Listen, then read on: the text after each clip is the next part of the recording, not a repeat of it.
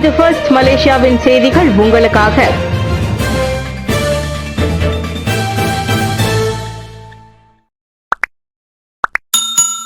அன்வாருக்கு மன்னிப்பு வழங்கிய கூட்டரசு பிரதேச மன்னிப்பு வாரிய கூட்டத்தில் டாக்டர் மகாதீர் கலந்து கொண்டார்.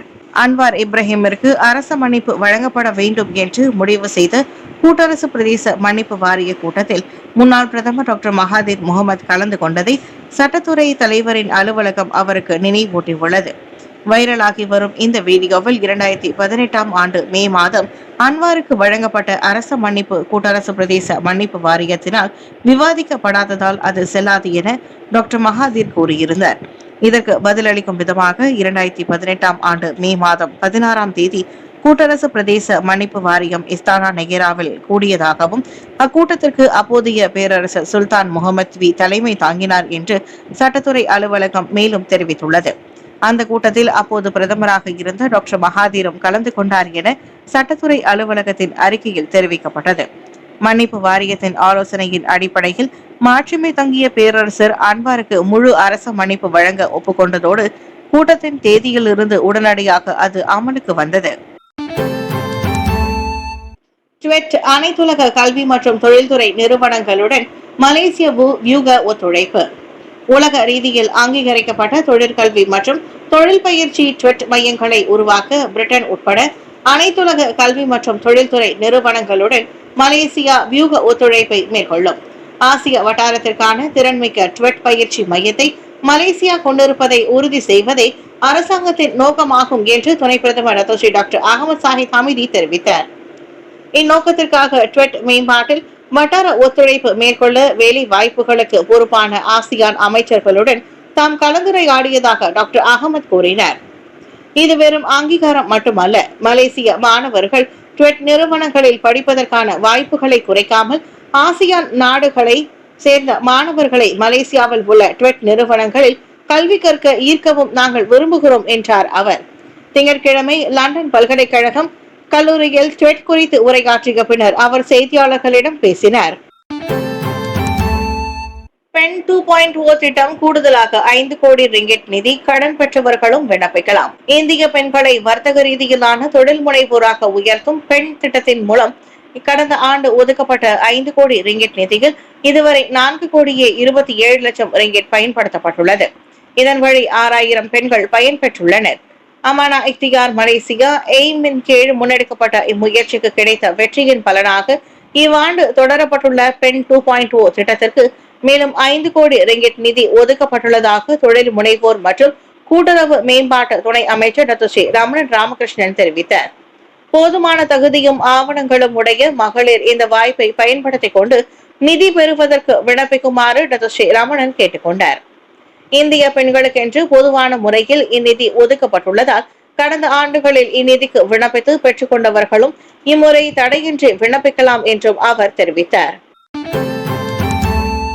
2025 ஐபகார்டு பாதுகாப்பு கட்டுப்பாட்டை பஹாங் மாநில போலீஸ் பலப்படுத்தும். அடுத்த வாரம் பஹாங்கில் நடைபெறவிருக்கும் 2025 ஐபகார்டு எனப்படும் அபாயகர போதைப் பொருள் தொடர்பான ஆசியான் நாடாளுமன்றங்களுக்கு இடையிலான ஆலோசனை மன்ற கூட்டம் சீராக நடைபெறுவதை உறுதி செய்ய மாநில போலீஸ் பாதுகாப்பு கடப்பாட்டை பலப்படுத்தும்.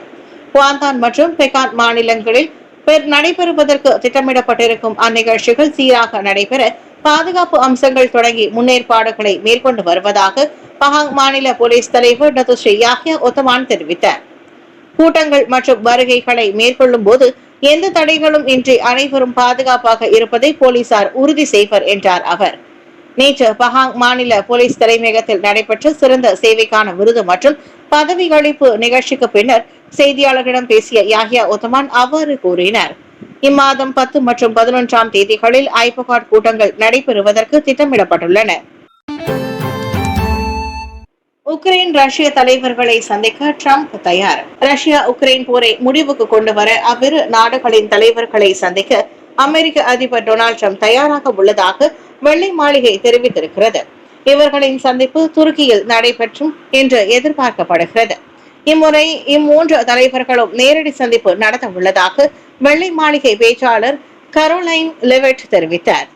அம்மூன்று தலைவர்களும் சந்திக்கும் அதே நாளில் தாம் ஒரு உச்சநிலை மாநாட்டை நடத்துவதற்கு துருக்கி அதிபர் ரெஷப் தைப் எர்டோகன் முன்வந்துள்ளார்.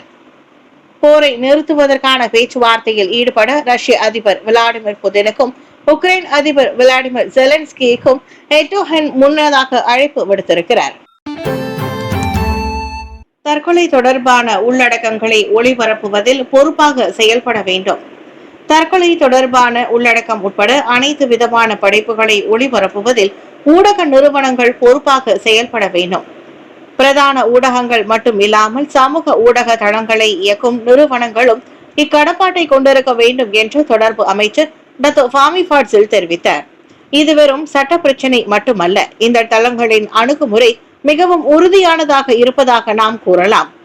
அவை மிக விரைவாக லாபம் ஈட்டுகின்றது, மேலும் சட்டத்திற்கு இணங்குவதில் மிகவும் மெதுவாக உள்ளன. மலேசியாவில் மட்டுமல்ல, பல நாடுகளிலும் நான் இந்தோனேசியா, ஆஸ்திரேலியா, பிஜி மற்றும் பப்புவா நியூகினியை சேர்ந்த எனது சக ஊழியர்களிடம் பேசினேன் என்றார் அவர். செவ்வாய்க்கிழமை பட்டலிஞ்சையாவில் தற்கொலை உள்ளடக்க வழிகாட்டுதல்கள் அறிமுக விழாவில் கலந்து கொண்ட பின்னர் ஃபாமி அவ்வாறு கூறினார். 2025 ஹவானா கொண்டாட்டம் 80% முன்னேற்பாட்டு பணிகள் நிறைவு. ஜூன் 14 நடைபெற திட்டமிடப்பட்டிருக்கும் 2025 ஹவானா தேசிய ஊடகவியலாளர் தின கொண்டாட்டத்தின் ஏற்பாடுகள் 80 விழுக்காடு நிறைவடைந்துள்ளன. இம்முறை கொண்டாட்டம் சீராகவும் வெற்றிகரமாகவும் நடைபெறுவதை உறுதி செய்ய அனைத்து பெர்னாமா ஊழியர்களும் தீவிரமாக ஏற்பாட்டு பணிகளில் ஈடுபட்டுள்ளதாக அதன் தலைமை நிர்வாக அதிகாரி டாக்டர் படுகா நூருல் அஃபிடா கமாலுடன் தெரிவித்தார். 80 விழுக்காடு நிறைவடைந்து விட்டதாக நான் நம்புகிறேன். நேற்றும் இன்றும் நாங்கள் சந்திப்பு கூட்டத்தை நடத்தி வருகையாளர்கள் மனநிறைவு கொள்ளும் வகையில் இம்முறை ஏற்பாடுகள் சீராகவும் வெற்றிகரமாகவும் நடைபெறுவதை உறுதி செய்வோம் என்றார் அவர். நேற்று பிஸ்மா பெர்னாமாவில் நடைபெற்ற 2025 ஹவானா ஆதரவாளர்களுடனான சந்திப்பு நிகழ்ச்சிக்கு பின்னர் நூருல் அஃபிடா அதனை தெரிவித்தார். அன்வாரின் பொது மன்னிப்பு சட்டவிரோதமானது, ஏஜிசி மறுப்பு.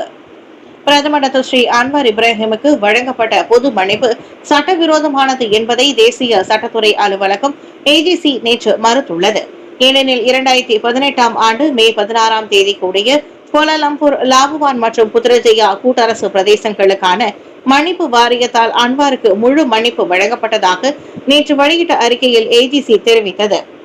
கோலாலம்பூர், லாபுவான் மற்றும் புத்ரஜயா கூட்டரசு பிரதேசங்களுக்கான மன்னிப்பு வாரியத்தின் 51வது கூட்டம் 2018 ஆண்டு மே 16 புதன்கிழமை காலை மணி 11 அளவில் கோலாலம்பூர் இஸ்தானா நெகேராவில் நடைபெற்றது என்பதை இத்துறை அறிவித்துக் கொள்கிறது. மன்னிப்பு வாரிய கூட்டத்திற்கு 15வது மாட்சிமை தங்கிய மாமன்னர் 5வது சுல்தான் முகமது தலைமையேற்றார். மேலும் இச்சமயத்தில் பிரதமராக இருந்த துன் டாக்டர் மகாதீர் முகமதும் இதில் கலந்து கொண்டார் என்றும் ஏஜிசி குறிப்பிட்டுள்ளது. மன்னிப்பு வாரியத்தின் ஆலோசனையின் பேரில் அன்வாரின் முழு மன்னிப்புக்கான மேல்முறையீட்டை 5வது சுல்தான் முகமது ஏற்றுக்கொண்டார். சிசிசோ அதிகாரியாக 100 பேருக்கு சான்றிதழ் வழங்க இலக்கவியல் அமைச்சு இலக்கு. இவ்வாண்டு இறுதிக்குள் சிசிசோ எனப்படும் சான்றளிக்கப்பட்ட தலைமை தகவல் பாதுகாப்பு அதிகாரியாக இணைய பாதுகாப்பு நிபுணர்கள் சுமார் 100 பேருக்கு சான்றிதழ் வழங்க இலக்கவியல் அமைச்சு இலக்கு கொண்டுள்ளதாக கோவிந்த் சிங் டியோ தெரிவித்தார். சிசிசோ சான்றிதழ் திட்டத்தின் மூலம் இணைய அச்சுறுத்தல்களுக்கு எதிராக பொது சேவை துறையின் தயார் நிலையை வலுப்படுத்தும் முயற்சியாக அதிக நிபுணர்களை உருவாக்குவதற்கு தமது அமைச்சு உறுதி பூண்டுள்ளதாக அவர் கூறினார். இசி மன்றம் மற்றும் ஹெச்ஆர்டி கார்ப் எனப்படும் மனிதவள மேம்பாட்டு கழகத்தின் வியூக ஒத்துழைப்பு மூலம் இம்முயற்சி மேற்கொள்ளப்படும் நிலையில் நேற்று 7 பங்கேற்பாளர்கள் சான்றிதழை பெற்றதாக கோவிந்த் கூறினார். இந்த ஆண்டு இறுதிக்குள் மொத்தம் 100 சிசிசோ சான்றிதழ் பெற்றவர்களை நாங்கள் காண்போம். முன்னோக்கி செல்லும் போது இந்த திட்டத்தில் சேர அதிகமானோர் ஆர்வம் காட்டுவதை காண்கின்றோம். அதன் பிறகு இந்த திட்டத்தில் மற்ற துறைகளுக்கும் விரிவுபடுத்த விரும்புகிறோம். இதன் மூலம் நமது நாட்டில் இணைய பாதுகாப்பு திறமையை மேம்படுத்த முடியும் என்று நாங்கள் நினைக்கிறோம் என்றார் அவர். ஊடக மன்றம் தொடர்பிலான அண்மைய நிலவரங்கள் ஹவானா கொண்டாட்டத்தில் அறிவிக்கப்படும். MMM எனப்படும் மலேசிய ஊடக மன்றம் தொடர்பிலான அண்மைய நிலவரங்கள் வரும் ஜூன் 14 தேசிய ஊடகவியலாளர் தினம் ஹவானா கொண்டாட்டத்தின் போது அறிவிக்கப்படும் என்று எதிர்பார்க்கப்படுகிறது. ஊடக சுதந்திரத்தை பாதுகாப்பது, நியாயமான மற்றும் பொறுப்பான செய்திகளை உறுதி செய்வது உட்பட ஊடகங்களுக்கு எதிரான புகார்களை சரியான முறையில் பொதுமக்கள் அளிப்பதற்கான தளமாக செயல்படுவது என்ற தெளிவான குறிக்கோள்களுடன் MMM உருவாக்கப்பட்டதாக தொடர்பு அமைச்சர் டாக்டர் ஃபாமி ஃபட்சில் தெரிவித்தார். அதன் உருவாக்கம் குறித்து 50 ஆண்டுகளுக்கு மேலான விவாதங்களுக்கு பிறகு நமது நாடு இறுதியாக மலேசிய ஊடக மன்றத்தை நிறுவுவதில் வெற்றி பெற்றுள்ளது. அச்சு, ஒளிபரப்பு மற்றும் இலக்கவியல் ஊடகங்கள் உட்பட அனைத்து வகையான ஊடகங்களையும் ஒன்றிணைக்கும் ஒரு சுய ஒழுங்குமுறை அமைப்பு அது. ஜூன் 14ஆம் தேதி அது தொடர்பிலான நற்செய்தியை அறிவிப்போம் என்றார் அவர். மலேசிய ஊடக மன்றம் உட்பட பல முயற்சிகளின் வழி மலேசிய ஊடகங்களின் எதிர்காலத்திற்கான உறுதியான அடித்தளத்தை அரசாங்கம் அமைத்து வருவதாக ஃபாமி மேலும் கூறினார்.